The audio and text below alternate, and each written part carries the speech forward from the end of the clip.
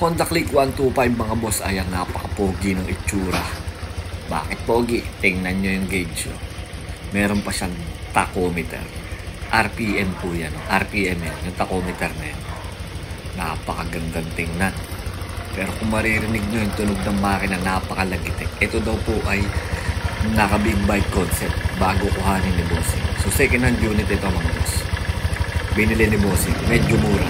Nung nakuha niya, wala yan. Yung kulang 3 walang nakakabit, which is sabi dati may-ari okay lang daw yung idle air screw, wala din spring, kaya ang hirap din patimuin ng RPM nito.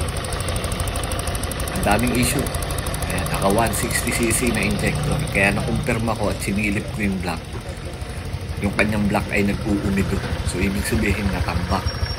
Malamang sa malamang ito ay dating kargado, itong Honda Click na ito. Big bike concept na naman yung concept nito dati. So main issue mga boss, nauubusan lagi ng kulang yung radiator ni Bossing, wala naman leak. So kami pinipilit namin i-bleed, baka kako may natrap lang sa kanyang cooling system na hangin. So pinipilit namin siyang i-bleed, kaya lang paulit-ulit yung nangyayari. Tinatapon dito sa mismong radiator yung kanyang kulang, bumubulwak. Ang lakas ng pressure mga boss, kahit paulit-ulit kami nag-bleed. Ito yung sample, pakita ko sa inyo mga bossing kung paano ko hinatulan na dapat ito ay itap overhaul na. Dahil sa pagtatapon ng kulang, konting bomba lang, tingnan nyo.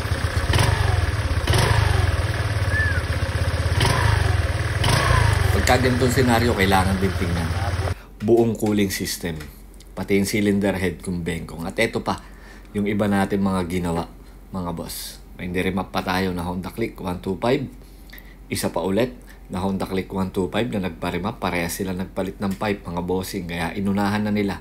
Ayaw nila magka-problema kaya pinaremap na. Ayan, may mga panggilid tayong ginawa. Kalkal, degree, regroove. Iba't ibang motor yan yung ating mga ginawa mga bossing. Kaya na maraming salamat po sa inyong patuloy na pagdayo at pagtitiwala sa aming munting shop. Ayan, meron pa ulit nagpa-regroove, humabol si Bossing. So sa lahat po ng mga gusto magpagawa, punta lang po kayo sa aming shop.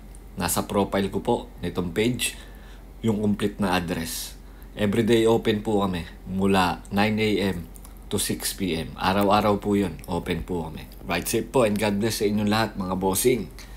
Ingat po sa pagbili ng second hand na motor. Baka mabudol kayo. Mura nga, mapapamura naman kayo.